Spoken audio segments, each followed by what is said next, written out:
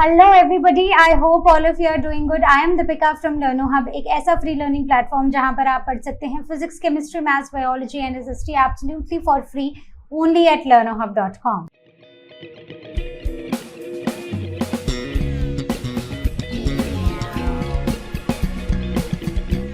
तो आज का सेशन हमारे प्रीवियस सेशन का ही कंटिन्यूएशन है, जहां पर हम area of trapezium and a polygon discuss करेंगे। तो चलो, without wasting any time, let's get started.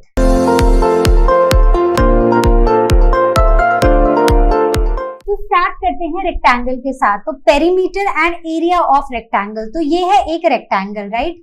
तो इस रेक्टेंगल को का अगर हमें पेरीमीटर निकालना है तो वो क्या होगा? पेरीमीटर क्या होता है? पेरीमीटर होता है किसी भी फिगर की बाउंड्री की लेंथ, ठीक है। तो अब मान लेते हैं कि ये हमारी एक फिगर है, तो ये है हमारी एक figure. So A B C and D, right. तो अगर मुझे इसका पेरीमीटर निकालना है, so it will be A B plus B C plus C D plus D A. So it will be the sum of the lengths of these sides, correct. तो अगर हम rectangle की बात कर रहे हैं, तो रेक्टेंगल के साथ जैसे हमने प्रीवियस क्लास में भी पढ़ा था, तो रेक्टेंगल की जो पेरीमीटर होता है that is 2 length plus 2 breadth, or we can also write it as 2 length. So it will be 2 length plus breadth, correct.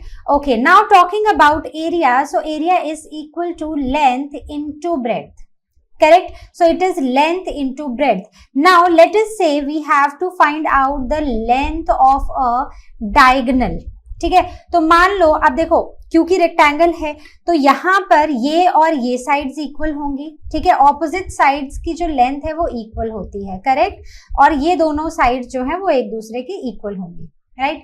अब मान लो मैं एक डायगोनल बना देती हूँ ए सी, करेक्ट।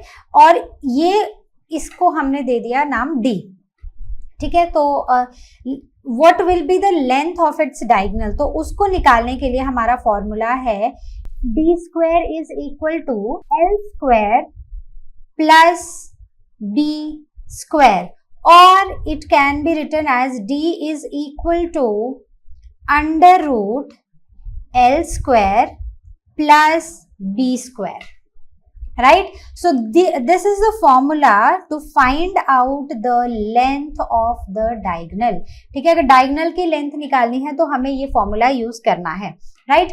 तो चलो अब आते हैं हम स्क्वायर पे। तो स्क्वायर क्या होता है? स्क्वायर एक ऐसी फिगर होती है जिसकी सारी साइड्स एक दूसरे के इक्वल होती हैं। तो अगर मुझे पेरीमीटर निकालना है किसी भी स्क्वायर का, so I will simply multiply 4 and side. तो कोई भी एक साइड है मेरे पास, मैं उसको 4 से मल्टीप्लाई कर दूंगी, that will be the perimeter. Now let us say I have to find out the area. So area will be equal to a into a, और I can also write it as a is basically a. So I can write over here 4a also, या 4 into side. So this is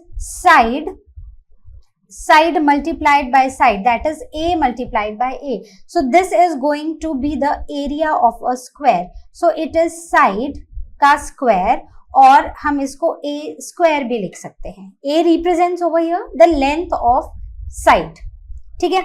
अब same बात यहाँ पर, क्योंकि अब हम class 8 में आ गए हैं तो 7 से कुछ तो अलग करेंगे, राइट। तो अब हम यहाँ पर डायगोनल D की भी लेंथ निकालेंगे। सो से यहाँ पर हमने एक डायगोनल बना दिया है। So what will be the length of this diagonal? It will be under root a square plus a square. So it will be equal to, क्या होगा, 2a square under root. So how are we going to find out the length of the diagonal? So either this, or what we can also write it over here is, it will be, we can also write it as under root 2 under root a square, right. तो square से under root cancel हो जाता है, ठीक है, याद रखना square से अंडर रूट कैंसिल हो जाता है, तो ये हमारा क्या आ जाएगा, this will be A under root, ठीक है, ए अंडर रूट 2, और we can also write it as side, right, so I am writing it here, it will be side under root 2, so this will be the diagonal, ठीक है, समझ आ गया. So these are the different formulas to find out the perimeter, area and the diagonal of a rectangle and a square. Let us start with our exercise part. Exercise 20B का question number 1. So the question says the length and the perimeter of a rectangle whose area is this and breadth is this. तो हमें length और perimeter find out करना है. तो हमें क्या दिया है, हमें area दिया है, let us say A, और हमें breadth दी है which is B. क्लियर. तो area of rectangle what will is given. So what is the area of a rectangle, formula क्या होगा, it will B length into breadth. तो क्या सोचो हम लेंथ को निकाल पाएंगे, बहुत इजीली निकाल पाएंगे. देखो L it can also be arranged at the formula can also be written as area upon breadth. So what will be the area? So area is 120 centimeter square divided by 8 centimetre, ठीक है. Okay, सो इसको divide करो, सो 8 okay, so it will be 8 ones are 8, okay, okay, so it will be 8 ones are 8 and 8 5s are 40, right? So the length is going to be 15 centimeter. क्या ये simple था, बहुत ही simple था. तो perimeter क्या हम निकाल पाएंगे. Now what will be the perimeter of this rectangle. So perimeter is basically the perimeter of rectangle, the formula is 2l plus b, correct, यही होता है. तो l क्या है, what is length, okay, so what is length, what is the value of length, it is 15 plus breadth is 8, right? So it will be how much, 2 plus 23, so it will be 46 centimeter. तो हमारा perimeter कितना आ गया, 46 centimetre. तो ये वही questions है जो हमने क्लास 7 में भी किए थे. अब हम इसको थोड़ा सा क्वेश्चंस का जो लेवल है ना उसको बढ़ाते जाएंगे. Now let us come to our next question, that is question number 3. So the question says the diagonal of a rectangle is 34 centimeter. If its breadth is 16 centimeter, find its length and area. तो diagonal क्या हमें दिया है, हमारे पास क्या है, तो पहले तो फिगर बना लेते हैं. तो हमारे पास एक रेक्टेंगल है और ये रेक्टेंगल का डायगोनल है. सो ABCD, ठीक है. तो इसकी जो हमें ब्रेड्थ है वो दी है 16 सेंटीमीटर, डायगोनल है 34 सेंटीमीटर, और ये वाली साइड भी ब्रेड्थ है तो ये भी है 16 सेंटीमीटर, करेक्ट. अब मुझे क्या यहाँ पर बोला गया है, हमें ये बोला गया है कि हमें लेंथ निकालनी है. अब देखो हमने फॉर्मूला किया था जिसमें हम डायगोनल निकाल सकते हैं. तो क्या आपको रेक्टेंगल का वो वाला फॉर्मूला याद है, बिल्कुल याद होगा, नहीं है तो अभी हो जाएगा, ठीक है. तो एक तो हम वो फॉर्मूला यूज कर सकते हैं, दूसरा हम क्या कर सकते हैं, हम क्योंकि ये राइट एंगल्ड ट्राइंगल है, ठीक है, हम यहाँ पर पाइथागोरस थ्योरम लगा सकते हैं. So by PT that is Pythagoras theorem, तो हमें क्या निकालना है, कोई भी एक साइड. तो मैं ले लेती हूं यहां पर से, मैंने ले लिया ट्राइंगल ABC, ठीक है. तो क्या होगा, it will be equal to what is the hypotenuse, that is AC का square will be equal to AB का स्क्वायर प्लस BC का स्क्वायर, ठीक है. तो हमें निकालना कौन सा है, हमें AB का स्क्वायर निकालना है. तो ये क्या हो जाएगा, it will be AC square minus BC square, ठीक है. तो और we can also write it as under root AC square minus BC square. तो AC की वैल्यू क्या है, AC इज 34 का square, correct, minus what is BC, so BC is 16 का स्क्वायर, ठीक है. तो इन दोनों के स्क्वायर आपको पता होने चाहिए, ठीक है. नहीं पता है तो सिंपली क्या करो, इनको मल्टीप्लाई करो. 34 इंटू 34 का स्क्वायर क्या होता है, इट इज 1156, ठीक है। 16 का स्क्वायर क्या होता है? It is 256, correct. अगर याद नहीं है तो मल्टीप्लाई करके देख लो, लेकिन जब आप बहुत सारे क्वेश्चंस प्रैक्टिस करते हो ना तो आपको ऑलरेडी याद हो जाता है सब कुछ, आपको सारे स्क्वायर, उनके स्क्वायर रूट सब याद हो जाते हैं, ठीक है। So don't worry. Okay, so next is इसको सॉल्व करना है अंडर रूट को। सो it will B 0, 0 and 9. So this will be the set, so it is 30, right? So what is AB or what is length? Length is 30 centimeter. अब मुझे बताओ, अगर मैं आपको बोलूं कि बच्चों एरिया निकालो, क्या आप निकाल पाओगे? आप बोलोगे of course ma'am. So what is the formula of area of rectangle? It is length into breadth. So area क्या हुआ? लेंथ क्या है? लेंथ है 30 और ब्रेड्थ है 16. So 16 3s are 48, right? And 1 0. So it will be 480 centimeter square. Correct? बात clear हो गई? चलो आगे बढ़ते हैं. Now let us talk about question number 10. तो देखते हैं क्या है question number 10. So question number 10 says the length of a rectangle is 16 centimeter and its perimeter is equal to the perimeter of a square with side 12.5 centimeter. Find the area of the rectangle. Okay, तो क्या आपको लगता है कि हम यहाँ से ये मतलब हम यहाँ से एरिया निकाल पाएंगे? है तो बहुत इजी. तो अगर आपको याद हो तो ऐसे ही सिमिलर क्वेश्चंस हमने क्लास 7 में भी पढ़े हैं, मतलब सॉल्व किए हैं. तो इसमें क्या है, हमें दिया हुआ है length of the rectangle which is 16 centimetre. ठीक है. दूसरी चीज जो हमें यहाँ दी है, हमें बोला है कि जो पेरीमीटर है रेक्टेंगल का वो पेरीमीटर ऑफ स्क्वायर के इक्वल है और इस स्क्वायर का जो एक साइड है, ठीक है, तो इस स्क्वायर की जो एक साइड है, इस स्क्वायर की एक साइड है 12.5 सेंटीमीटर. ठीक है. सो मान लेते हैं कि इसकी ब्रेड्थ है x सेंटीमीटर. ठीक है. अब इसका पेरीमीटर क्या होगा, राइट? तो पहले पेरीमीटर ऑफ स्क्वायर निकालते हैं. ठीक है. So the perimeter of given square will B 4 into side.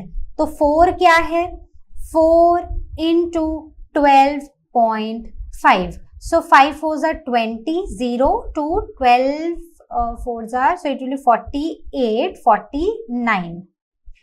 अच्छा नहीं, 20 था ना, तो हाँ, it will be 50.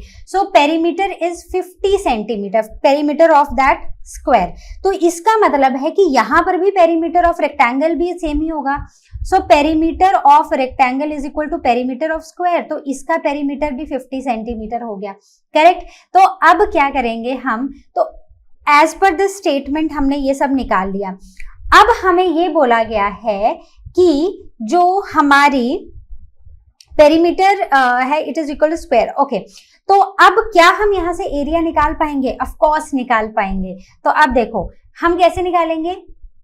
Perimeter of rectangle का फॉर्मूला क्या होता है? So perimeter of rectangle is equal to 2 into length plus breadth, है ना, यही होता है फॉर्मूला. अब अगर मैं इसको थोड़ा सा यहाँ पर अरेंज बाद में करते हैं. चलो, perimeter of rectangle is 50, this rectangle, length is 16 plus breadth is x. Correct. So it is 50 is equal to 32 plus 2x. करो जरा इसको सॉल्व, कितना आएगा? सो इट विल बी 2x को लेफ्ट हैंड साइड ले आओ, वेरिएबल टर्म को, और 50 माइनस 32 कर दो. So 2x will be equal to how much? It will be 8 and 1 18, right? So x is equal to 9. तो इसका मतलब है कि हमारी ब्रेड्थ आ गई है अब 9. तो क्या अब हम एरिया ऑफ रेक्टेंगल निकाल पाएंगे?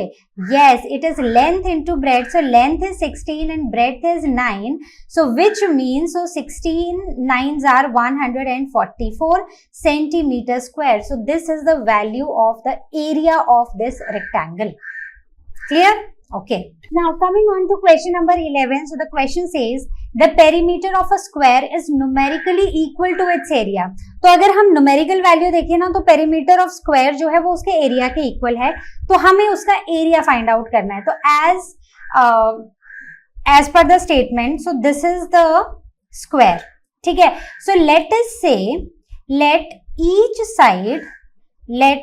side is equal to x centimetre, तो इसका पेरीमीटर क्या हो गया स्क्वायर का, so perimeter of the square will be equal to 4 into x, that is 4x, right.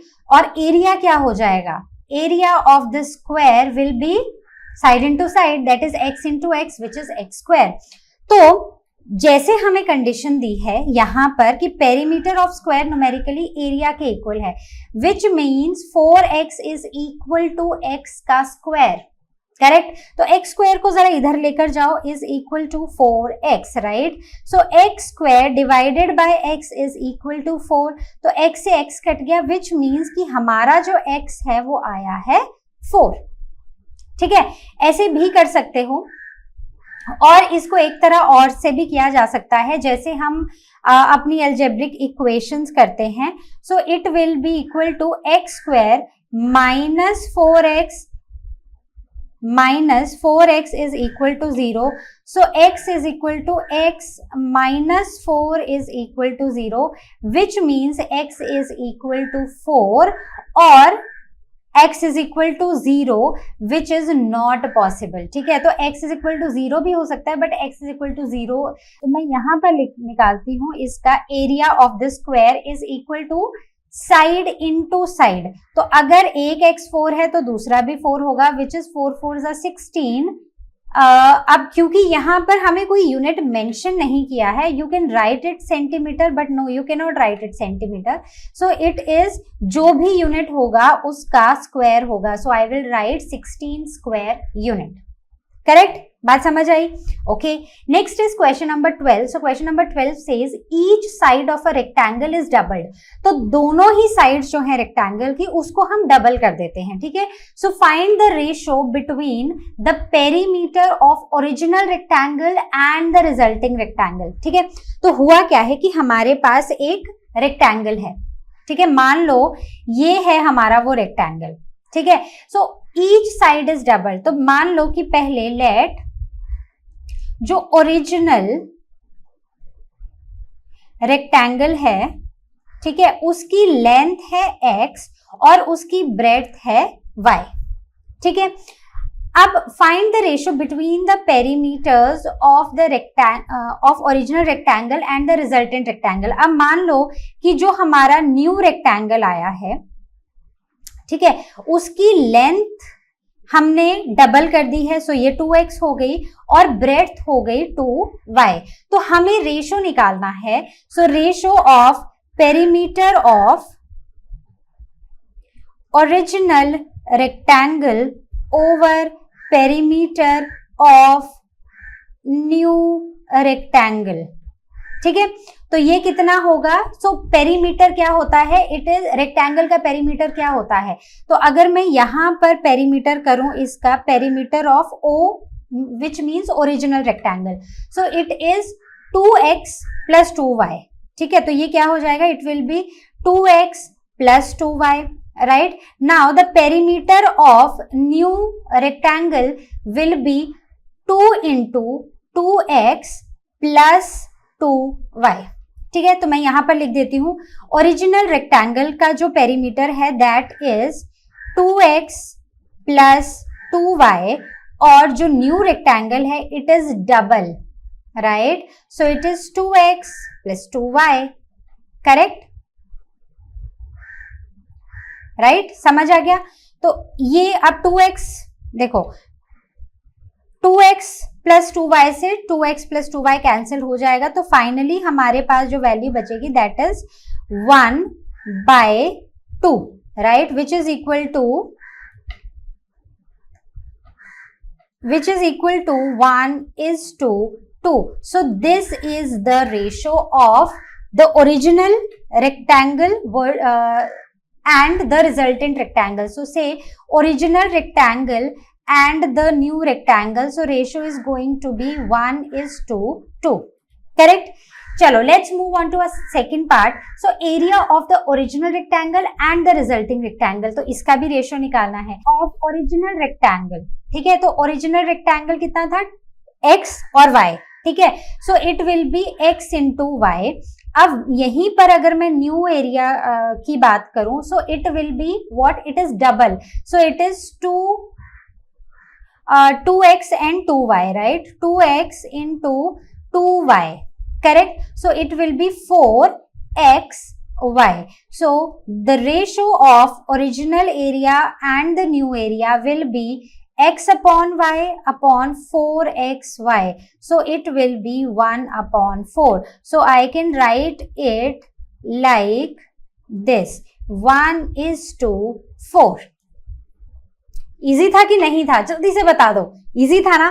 फिर भी कोई डाउट रह गया हो या तो आस्क क्वेश्चन सेक्शन पे पूछना या फिर लर्नर हब स्वयं में क्लास बुक कर लेना. So the question says a path of uniform width VIDTH, ठीक है, width 3 meter runs around the outside of a square field of side 21 meter, find the area. तो ये आ गया एक स्क्वायर फील्ड, ये क्या है, ये एक स्क्वायर फील्ड है. इस स्क्वायर फील्ड की हर एक साइड कितनी है, 21 मीटर, ठीक है. अब इसके अराउंड ये एक यूनिफॉर्म पाथ बना है विच इज 3 मीटर, ठीक है. तो चारों तरफ 3 मीटर का पाथ बना है, तो हमें इसका एरिया फाइंड आउट करना है, area of the path, correct. तो क्या करेंगे, जैसे हमें इंफॉर्मेशन दी गई है, तो जो लेंथ है स्क्वायर फील्ड की, अगर हम उसको एक्सक्लूड कर दें इस पाथ को, तो वो कितनी है, 21 मीटर, ठीक है. तो मैं यहां पर लिख रही हूं एरिया ऑफ स्क्वायर फील्ड, ठीक है. इसमें मैं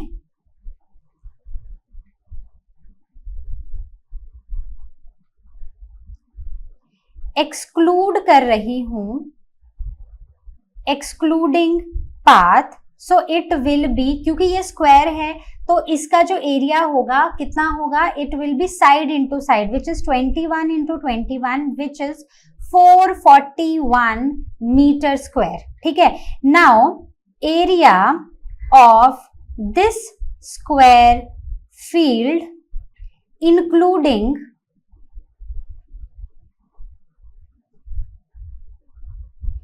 पाथ, ठीक है. तो बेसिकली अगर मैं पाथ को इंक्लूड करूं और इसका अब इसकी साइड्स देखूं, तो यहां पर भी 3 सेंटीमीटर बड़ा है, यहां पर भी 3 सेंटीमीटर, विच मीन्स कि 21 प्लस 3 एक साइड और 3 एक साइड, तो कितना हो गया, 27 सेंटीमीटर अभी हो गया है. तो विच मीन्स कि 27 इंटू 27 होगा, and 27 into 27 will be 749. Okay, so it will B 729. इतनी फास्ट कैलकुलेशन होनी चाहिए आपकी भी, ठीक है. Okay, now the area of path कितना है. अब देखो, हमने एक एरिया निकाल लिया उस पाथ को इंक्लूड करके, एक एरिया निकाल लिया उस पाथ को एक्सक्लूड करके. अगर हम उन दोनों को माइनस कर देना तो हमारे पास जो एरिया बचेगा वो सिर्फ उस पाथ का बचेगा. So we will subtract the area of included path minus area of excluded path, ठीक है. सो यहां पर a जो है that will be 729 metre square minus 441 metre square. तो बताओ मुझे मीटर स्क्वायर में आंसर कितना आएगा. ओके, चलो. So now coming on to our next question, that is question number 20. So the question says the length of a hall is 18 meter and its width is 13.5 meter. Find the least number of tiles each of side 25 centimeter required to cover the floor of the hall. Correct. So there are two situations, without leaving any margins and by leaving the margin of width 1.5 meter all around. तो दोनों को case में आपको ये निकालना है कि एक में अगर हम मार्जिन नहीं छोड़ते हैं और एक में अगर हम चारों तरफ 1.5 मीटर का मार्जिन छोड़ते हैं तो हमें कितनी नंबर ऑफ टाइल्स रिक्वायर्ड हैं. और थर्ड केस है, in each case find the cost of the tiles required at the rate of ₹6 पर टाइल. तो अगर हर टाइल 6 रुपए की है तो जो टोटल कॉस्ट आती है दोनों के केस में, without leaving the margins and with the margins, हमें कितनी कॉस्ट रहेगी उस फ्लोर की टाइलिंग की, तो ये हमें निकालना है। तो कैसे निकालेंगे, चलो देखते हैं। तो सबसे पहले हमें क्या निकालना है, हमें इस हॉल का एरिया निकालना है, ठीक है, फ्लोर का एरिया।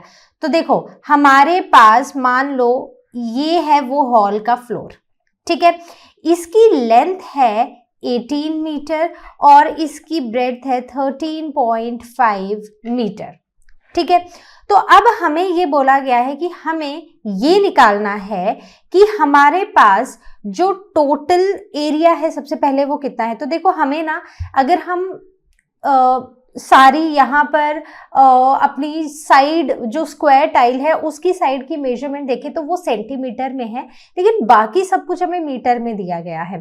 तो जब भी हमें कोई भी क्वेश्चन सॉल्व करना है, सबसे पहली चीज है कि हमें ये पता होना चाहिए कि हमें अपने यूनिट्स को सेम करना है, ठीक है। तो इस केस में to simplify the situation what we will do, we will first convert this metre into centimetre. तो हमें क्या दिया है, हमें लेंथ दी है, so length of the hall is given to us, that is 18 metre. तो 18 मीटर को अगर सेंटीमीटर में करेंगे this will be 800 सेंटीमीटर।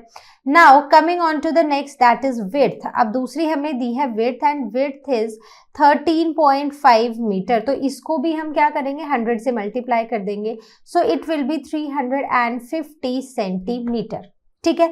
अब सबसे पहले हम यहाँ पर क्या निकालने वाले हैं, एरिया ऑफ फ्लोर। अब देखो एक लेंथ दी है, एक ब्रेड्थ दी है, इसका मतलब जो हमारा फ्लोर है वो किस फॉर्म में है, एक रेक्टेंगल की फॉर्म में। So length into breadth, so what will be the length, what is the length, length is 1800 centimetre and width is 1350 centimetre, ठीक है। अब इन दोनों को सॉल्व करो, इन दोनों को मल्टीप्लाई करेंगे तो क्या आएगा, चलो साइड पे मैं भी रफ वर्क कर रही हूं, आप भी रफ वर्क करो, ठीक है। So it will be 2430, right, and then how many zeros left, 3 zeros left, right, so it is 24,30,000 centimetre square, right. अब हमें बोला गया है कि अब देखो हमें एरिया ऑफ टाइल भी यहां पर दिया है, so area of tile will be 25 multiplied by 25 centimetre, ठीक है। सो this is 25 centimetre multiplied by 25 centimetre, that is 625 centimetre square. अब अगर हमें सबसे पहली चीज ये निकालनी है कि कितनी नंबर ऑफ टाइल्स लगेंगी अगर हम इस पूरे में कोई मार्जिन ना छोड़े। So we will find out the number of tiles required. So number of tiles required will be the total area of the floor divided by the area of one tile, ठीक है। तो कितना आएगा ये, इसको solve करके देखो। तो on calculation the answer came out to be 3,888. So these are the number of tiles which are required to cover this complete area if we do not leave any margins. दूसरे case में अगर हम margins छोड़ते हैं तो क्या होगा, so when we leave the margins around, so what will be the width, right? तो अब हमें यहाँ पर बताया है, तो अब हमें बोला है कि अगर हम margins को छोड़ते हैं, कितना मार्जिन हम छोड़ने वाले हैं, हम 1.5 मीटर थ्रू आउट छोड़ने वाले हैं, मतलब चारों तरफ से। तो what is the width that is required, so the required width is given to us 1.5 metre. इसको भी 100 से मल्टीप्लाई करो तो हमारा सेंटीमीटर में आंसर आ जाएगा, दैट इज 150 सेंटीमीटर। तो इसका मतलब जो हमारी न्यू लेंथ आई है इस हॉल की जिसमें हमें टाइलिंग करनी है, that will B 1800 minus 150 centimetre which is 1500 centimetre. Now the new width will be 1350 minus 150, so it will be 1050 centimetre, right. अब इसी से हमारा न्यू एरिया निकल जाएगा, so new area will B 1500 multiplied by 1050, तो इन दोनों को मल्टीप्लाई करेंगे, सो 15 5 75, ओके 5, राइट, और 7, okay, and 15 ones are 15, and how many zeros? 1 2 and 3. So this is the new area that is with us, right? Centimeter square. अब कितनी number of tiles लगेंगी? So number of tiles is simply what? The total area. ठीक है, कितना है total area? It is 1575,000 divided by एक tile का area which is 625, तो सेंटीमीटर स्क्वायर था, ये भी सेंटीमीटर स्क्वायर था, दोनों यूनिट्स आपस में कैंसल आउट हो गए। अब इन दोनों को डिवाइड करो, तो इन दोनों को डिवाइड करने के बाद मेरा क्या आंसर आया? तो मेरा आंसर आया है 2520, ठीक है। So these are the number of tiles which are required जब हम 1.5 मीटर का मार्जिन छोड़ते हैं। अब कॉस्ट निकालनी है कि दोनों ही केस में कितनी कॉस्ट आएगी, तो अब मैं कॉस्ट देखूं विदाउट मार्जिन कितनी कॉस्ट होगी। सो विदाउट मार्जिन जो मेरी कॉस्ट आएगी, तो जो नंबर ऑफ टाइल्स हमें उस टाइम रिक्वायर्ड थी that were 3888, right. So multiply this by the cost of one tile which is 6, तो अगर आप इसको मल्टीप्लाई करोगे, सो 6 6 48, सो इट विल बी 23328, ठीक है, इतने हैं। अब दूसरे केस में जो कॉस्ट है विद मार्जिन वो कितनी आएगी? सो विद मार्जिन जो कॉस्ट आएगी दैट विल बी, कितनी टाइल्स हैं? 2520 मल्टीप्लाइड बाय 6, तो करो इसका आंसर निकालो। सो it will B, so the total number, the amount which the total cost of the tiles in the second case will be 15,120. तो क्या आपको ये क्वेश्चन समझ आया? नहीं समझ आया हो तो आपको पता है कहाँ आना है और कहाँ पर पूछना है। So this was all from our today's session. I hope you enjoyed it. I hope you understood the concepts. तो perimeter and area of rectangle and square आपको ऑलरेडी आता था और क्वेश्चंस भी काफी सिंपल थे, तो आई होप आपको और अच्छे से क्लैरिटी हो गई होगी। फिर भी कोई डाउट हो, please book your class with लर्नो hub स्वयं। I'll see you next time with the remaining part of this chapter. Till then you all take care, and as you all know, लर्नो hub मतलब free है पर best है।